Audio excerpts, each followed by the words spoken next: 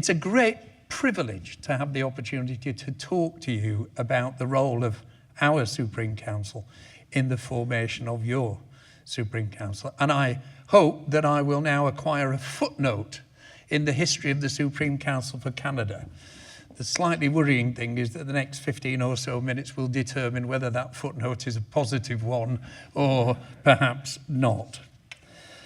I have to start, those of you who were at the dinner last night and heard our wonderful speaker talk about the importance of truthful media. So important these days, and I therefore have to start in an open and transparent manner.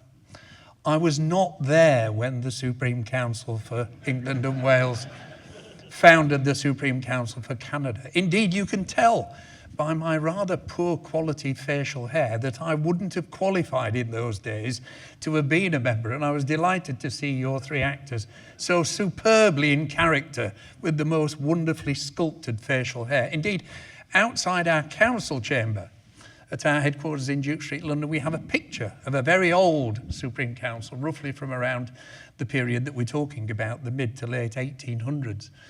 And in fact, it's quite an interesting activity to look at those brethren, and we are not certain that one of them was actually alive.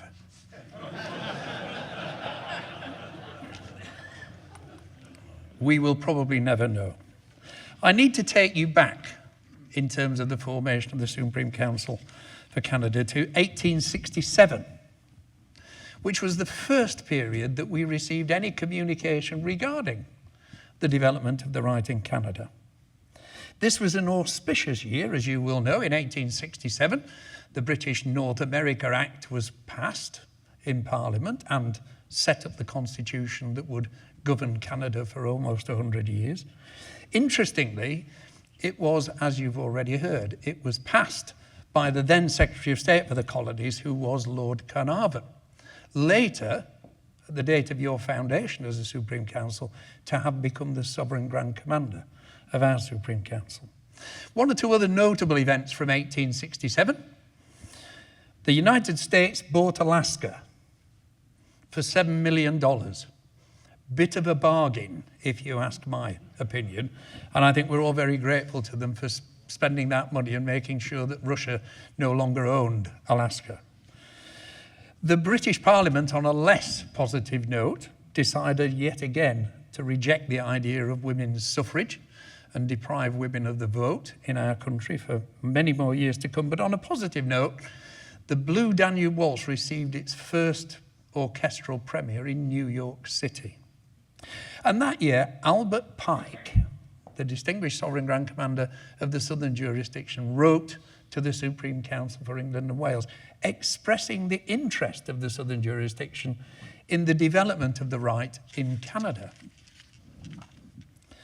Perhaps slightly ungenerously, because I'm sure he recognised the fact, and that's why he'd written to our Supreme Council. Our Supreme Council replied by asserting their right over the crown dependency of Canada to be the body that should develop the right in this country. But as far as we can tell from the records, it was the first they'd ever thought about it, brethren. So we're very grateful to Albert Pike for doing that.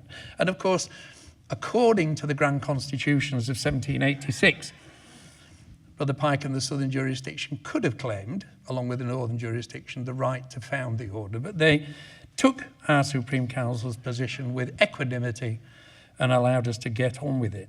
To which end, and we've already met him today, brethren, Colonel William James MacLeod Moore was asked by the Supreme Council, he was then, I think, the ruler of the Provincial Grand Commandery for Canada. They asked him if he would take a local role in helping to establish the right. I hasten to add, this is after he had volunteered to undertake that role. There was a slight scepticism about it because I understand back in the early 1860s there had been something of a spat between Brother Moore, not you personally, sir, but between Brother MacLeod Moore and the Knights Templar in England and the Supreme Council, a disagreement over who should administer certain degrees. Nevertheless, our Supreme Council agreed to appoint illustrious Brother MacLeod Moore as our representative. He was an honorary member of the 33rd degree in the Northern jurisdiction of the USA, and he was appointed to preside over the development of the order at that time. In July of 1868, he requested that brothers Merton, Harrington and Wilson should be certified, not in that way, brethren, but should be certificated as members of the 33rd degree. The Supreme Council in England and Wales agreed to this, but said that they must attend London as soon as practicable. Goodness, can you imagine that back in those days? As soon as practical to receive the degree in full. But nevertheless, they had to sign the oath of allegiance, had Brother MacLeod Moore. In October that year, our Supreme Council set the fees for warrants and membership in Canada. It was to be 10 guineas for a warrant for a Grand Consistory. It was to be 5 guineas for a Rose Choir chapter, and 2 shillings and 6pence for an annual registration fee for each member. Brethren, as far as I can ascertain, that's approximately $2,700 in today's money, $1,250 and $35 a year affiliation fee. In November 1868, MacLeod Moore stood down, having now been appointed as the Grand Prior for the Knights Templar in Canada, and the Supreme Council appointed Brother Harrington to replace him as its representative in Canada. They also agreed to the appointment or the certification of another member of the 33rd degree, so although there might not have been much going off at one level, there were lots of members of the 33rd degree appearing, and they agreed to the certification of Brother Bird Harris. All seemed to be going well, and a warrant was issued again in 1868 for the creation of the Hamilton Consistory to come into existence. In 1869, the Supreme Council received a letter of protest from the Brethren of Hamilton chapter. My goodness, they'd hardly got their feet under the table, but they wanted to write a letter of protest. But fortunately, it wasn't about anything our Supreme Council had done. It was about something that Brother MacLeod Moore had done. He had apparently decided to confer the higher degrees on Thomas Bird Harris, including the 33rd degree, which Supreme Council wrote to him and to Brother Harrington, pointing out was completely out with his delegated authority. Nevertheless, whatever was happening was appearing to work, and in May 1870, warrants were applied for and granted for the Moore chapter in New Brunswick and for the Keith chapter in Halifax, Nova Scotia. But there was a growing sense that the Canadian brethren wished to practice their Scottish Rite Freemasonry rather more closely to their colleagues in the northern and southern jurisdictions than to the established principles of the Rite in England and Wales. And all I'll say to you about that, if you've never visited or you've never been, is that it takes you a heck of a lot longer to get anywhere under the jurisdiction in England and Wales than it does in many other jurisdictions around the world. Canadian brethren, recognising this, felt that they wanted to be able to progress through their Rose Choir Freemasonry more quickly, and they also wanted the fees to be lower. Who can blame them, brethren? And in May 1871, Harrington wrote to the Supreme Council requesting this, and his request was firmly turned down. They wanted as much money as they could get in those days. He wrote again later that year, again pressing the point, and thank goodness the Supreme Council began to see some sense in this and agreed a degree of local flexibility to be administered by the Hamilton Consistory to change the fees and to amend the time between degrees, but having due regard, they said, to the grand constitutions and the dignity of the order. Goodness knows what they meant, but I'm sure they felt so. Harrington followed this up in October of 1870 by sending a letter including detailed ideas of how the order could be self-governing in Canada under the Hamilton Consistory, but still accounting to the Supreme Council for England and Wales.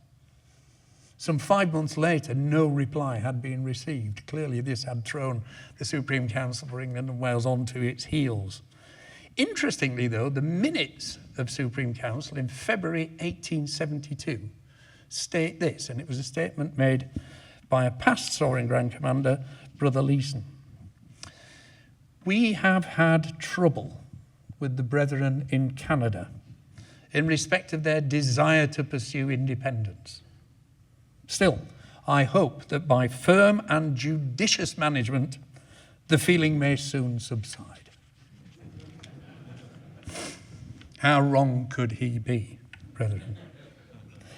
This was not to be the case, and shortly after, another letter arrived from Brother Harrington pressing the idea of proposals to give the order more autonomy in Canada. In July 1872, he also requested a patent for a consistory to be opened in New Brunswick. There were to be 5 petitioners, all of whom had been advanced to the 32nd degree by courtesy of the Northern jurisdiction, with agreement from the Supreme Council for England and Wales, and the petition was duly signed, and the fee of 1 guinea per member was sent for the affiliation of those people to the Supreme Council for England and Wales. There was an omission, brethren, which I am now going to put right 150 years on. One of those brethren had already been made a member under the Supreme Council for England and Wales, having been perfected into the 18th degree before he left to start his new life in New Brunswick. We should therefore only have received 4 guineas from you. But unlike our predecessors, we know when we're in the wrong, and we will put this matter right, and I'm sure our Grand Secretary General will talk to one another at the end of this meeting, and we will write a cheque for the princely sum of 1 guinea to put the record straight. We then move to 1873, and into the mix, rather conveniently named, comes a Dr. Robert Hamilton. Now, Dr. Robert Hamilton had been the District Grand Master of Jamaica under the United Grand Lodge of England, and therefore had a different approach and attitude to the other members of Supreme Council in England, who only really understood the world as it existed in the London bubble, in the establishment. He took over as Grand Secretary General in 1873, and in the spring of that year, determined to undertake a tour of the New World, which is what you were frequently referred to, brethren. He visited his home in Jamaica, and he visited Canada and a number of other places, and he came back to the Supreme Council with a report in July of that year, 1873, diplomatically pointing out the differences between the views of the order in London, England, and the views of the members of the order in the New World, pointing out that whilst one was fundamentally based on tradition and little change, the other was keen and thrusting for independence and new ideas. That's basically why people were all here, for that reason. Finally, the Supreme Council for England and Wales saw some sense and decided to test with the various chapters and consistories in Canada what would be their wish. Hamilton had recommended a determinative body in Canada, but still accounting to the Supreme Council for England and Wales, but with pretty much full delegated authority. Not surprisingly, the brethren in chapters and consistories unanimously agreed that they wished to achieve independence, and the Supreme Council for England and Wales, whether as an act of enlightenment, finally, you could have the vision of the light dawning upon them that this would be a good idea, or you could see them thinking, my goodness, this is a good chance to get rid of those troublesome souls in Canada. But for whatever reason, brethren, they decided, rather than keep control over Canada, that they would warrant the setting up of an independent Supreme Council for the Dominion of Canada. Whoopee, brethren. They petitioned and consulted with all the other relevant Supreme Councils of the day, all of whom were firmly in favour, and the only caveat placed on the matter was by the Supreme Council for Scotland, who already had a couple of units in New Brunswick and were keen to ensure that their members were duly represented. They therefore petitioned Supreme Council for England and Wales that it be a requirement that a member of the new Supreme Council for Canada should represent their interests. Supreme Council for England wrote, along with the warrant, to Brother Harrington. It was signed on the 15th of July, and a letter said, we require you to appoint someone to represent Scotland. Brother Harrington wrote back and acknowledged receipt of the warrant. To the best of our knowledge, no concession was made to the requirement for Supreme Council, and quite rightly, Canada determined its own future. The warrant was signed, as we said, in July. It was signed by members of the Supreme Council and by the new Grand Patron, His Royal Highness, the Prince of Wales, later to become King Edward VII. Brother Harrington received it in September and in October, as we heard. Albert Pike from the southern jurisdiction, probably because the Supreme Council for England and Wales were quite glad to have got rid of the problem, Albert Pike constituted the Supreme Council. The next month, Supreme Council in England and Wales appointed Brother MacLeod Moore as its representative near this council, and in December that year, the Supreme Council for Scotland formally recognised the Supreme Council for Canada. This had been a tumultuous 7 years, hardly one in which cooperation reigned. And there was clearly, and this is with the benefit of hindsight, brethren, there was clearly a miscommunication, bearing in mind the difficulties of those days, between a keen, enthusiastic, energetic group of people in the New World and a group of people who were part of the establishment order in London. Neither were wrong, but equally in those days, neither had opportunity until Hamilton visited to actually understand the perspectives of one another. Whatever the ins and outs of those 7 years, what matters, brethren, is the outcome. And today we all witness the 150th anniversary of those events, and not just that anniversary, but also the anniversary of your Masonic Foundation and the tremendous work that you've done over the years. Brethren, be kind to me in your footnote. Sovereign Grand Commander, thank you for the opportunity to address you, and thank you all for your reception.